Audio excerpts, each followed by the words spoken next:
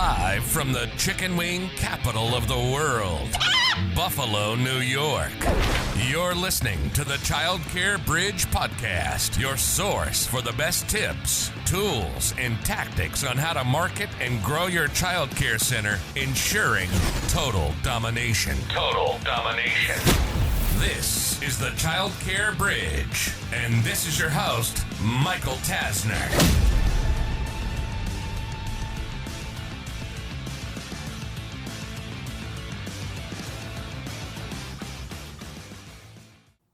When do you, as the owner of a childcare business, a childcare empire, when do you get to only, keyword only, take on dreamy families, the ideal family, the perfect families, the families that you absolutely love?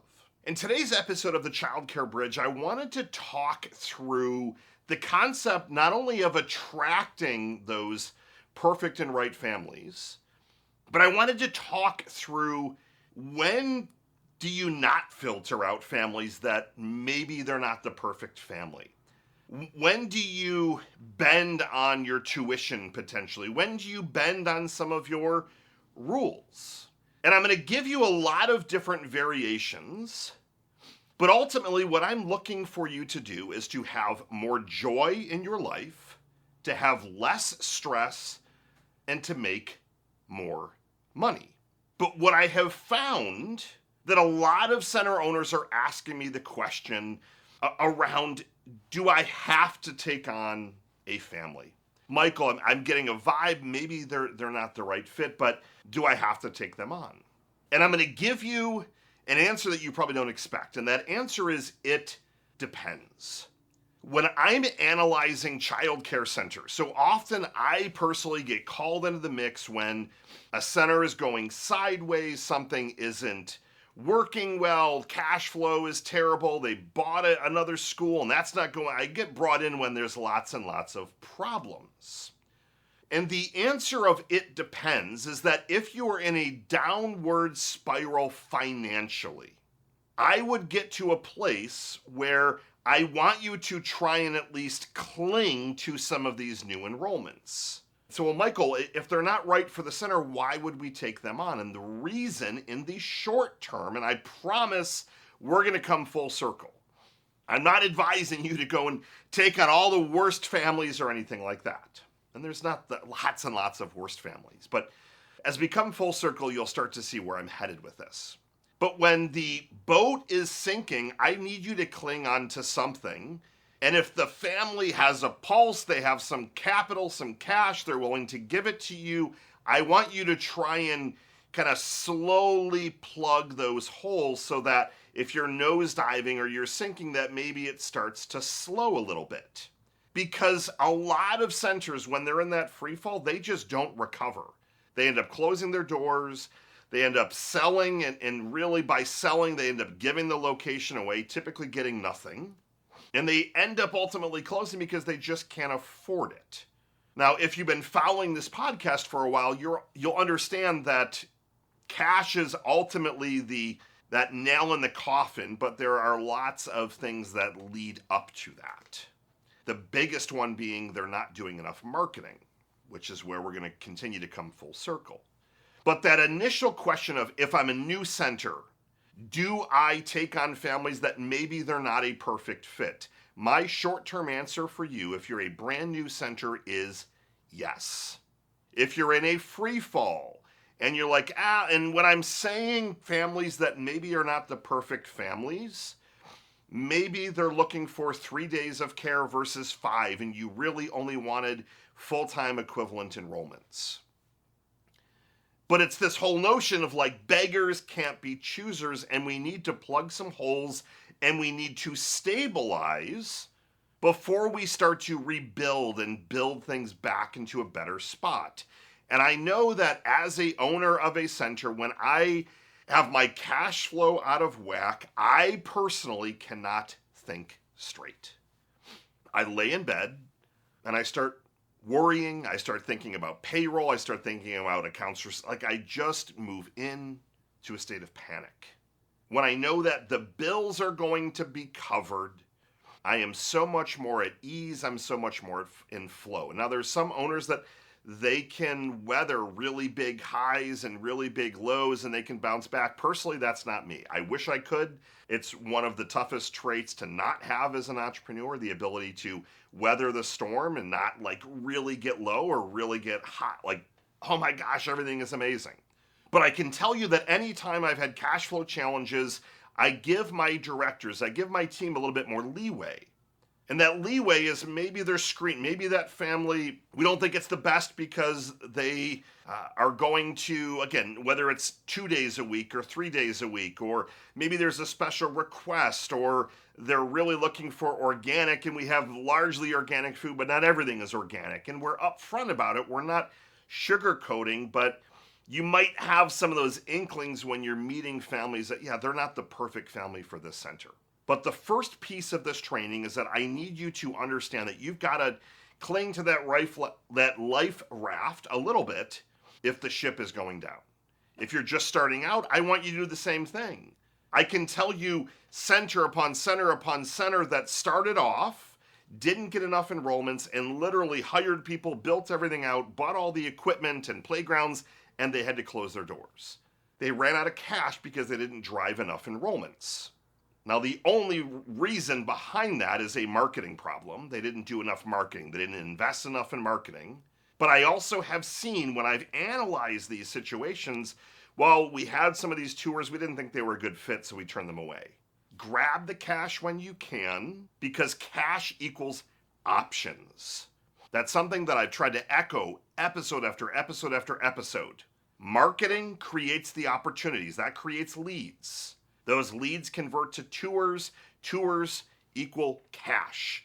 Cash gives you options to hire better people, buy other locations, pay yourself a bigger salary or bigger distributions, install cameras, a better, whatever you want to do, but without the cash, it puts you into these really bad spots. So that's the first piece. Now, again, I'm not advocating to take on families that you know they're going to be an absolute nightmare. But if there's not a perfect fit, I still, in the beginning, or if I'm nosediving or the ship is sinking, I would grab that cash and continue to figure things out. Now, the second piece of this equation is, well, how do you get to a place where you can turn away those families? The answer is very, very simple. You need to get to a place where every single location that you have has a wait list around the block and a mile long. The way that you are able to command bigger tuition, more hoops that people have to jump through. So they call up and say, we want to schedule a tour at 8:30. You say, I'm sorry, we don't do tours at 8:30. We do them at noon and we do them at 1 o'clock. Which of those would you like? Well, I don't want either of them. It's not a problem. We're probably not a great fit for you. We already have a waiting list of about 150 families, and I don't say that to be rude. I'm just letting you know. Now, the languaging of that stuff is very important, and the tonality is very important because you don't want to sound cocky. You want to be authoritative. And I would say something like this. Well, I'm more than happy to answer any of your questions. We're always happy to give tours, but I do want to be upfront with you. Our waiting list is roughly 150 families. It kind of jumps up and down on a regular basis. And if a spot opens up, we send out in an order, and often those spots get taken in the first 24 hours, sometimes even within hours. With that being said, we're looking at opening up another location. We're adding classrooms, so we'd love to still give you a tour. The reason that I always want you doing tours is to keep building that wait list, because you never know when you're going to need options. You never know when there's going to be a couple of families that you need to turn away. And if you're not able to financially weather that because you don't have a waiting list, that turns toxic. Over the last couple of weeks, I have seen centers borderline get ruined due to a couple of toxic families. And usually it starts off with they go and they're a keyboard warrior. They go onto a mom group or a dad group. They go to leave a nasty review, and then it starts to spiral. And usually it's over something stupid. Maybe you charge them a late fee because they were legitimately late on their payment, and that flipped them off. They went off the handle and they're like, oh my gosh, this center charged me a $25 late fee. I want you to be able to replace those families with families that are going to pay you on time, not complain about that tuition. But we need to do it by building that marketing machine. You always need to be doing tours. You always need to be investing in marketing every single month. The reason that centers are failing at a rate that I have never seen in the last 15 years of being in the childcare space is because they're scaling back on marketing because things are getting more expensive. Wages are going up, food costs are going up, electricity, gas, rent. They're not raising their tuition to keep up with those increases. And then they say, well, let's scale back on marketing. Marketing is going to become, and it should be the lifeblood, your kind of safety raft, because that's going to spin off leads, tours, sales, cash. You get to this place to be able to pick those dreamy families again by building that wait list. You build the wait list by having the branding front and center, by constantly doing Facebook, Google, LinkedIn, YouTube, Instagram, all these ads, by constantly putting stuff on social media. A huge mistake that center owners make is that when they get to a wait list, they stop. Now, we can't even take on anyone else. Any location, I don't care if I have a wait list 100 deep. If I have 100 deep, to me, that signifies either I need to expand that location or I need to find another location that is nearby and open up another location. And as I have those wait lists give you options. As I said earlier, cash equals options. Wait list of more families equal options. This allows you to dictate policies like we only take on full-time enrollments. This allows you to dictate that this is the pickup time, this is the drop-off time. It enables to put you in a position of power where you're, in a nice way, dictating the terms because you're the main sheriff in town. Now, the final piece to this equation is perception. And this is something that it's going to take a little bit of time to land with you, and you're going to have to think about this one a little bit. But I always like to give you things that you then take and think about it, and I use the phrase marinate on it a little bit.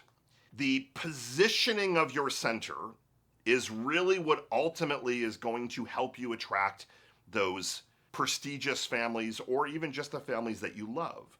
The marketing, the way that you're putting stuff out there, looking for families that want their kids to be involved in the arts, calling two-income household families, calling working parents. So you call out the market that you're looking for, and the positioning with your branding, your logos, your fonts, the content on the website, the tour, the brochure, how your team speaks, it all has that higher level of positioning to make sure that you are attracting the right audience. With centers that build up a wait list, if they say, well, Michael, we're still not attracting the right people, your messaging and your positioning is where you need to look.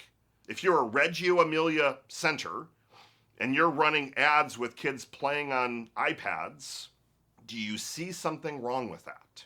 If you're aiming to attract higher level families that want a Montessori curriculum and you show 30 kids all sitting around only playing with Play-Doh, do you see something wrong with that? Your positioning is absolutely critical, and it's all the little things. It's, again, the logo, the content on the website, how you answer the phone. Just changing your positioning a little bit, even adding the word academy, that adds a higher level of prestige. Just those slight positioning changes allow you to then attract a higher level of family. And a higher level doesn't simply mean that it's someone that's paying you more. It's attracting those right families. And you do that as a recap. Number one, if you need the cash, if you need that lifeboat, like right now we're going down, I want you to grab families that maybe aren't ideal to get the cash flow so you can figure things out. Cash equals options.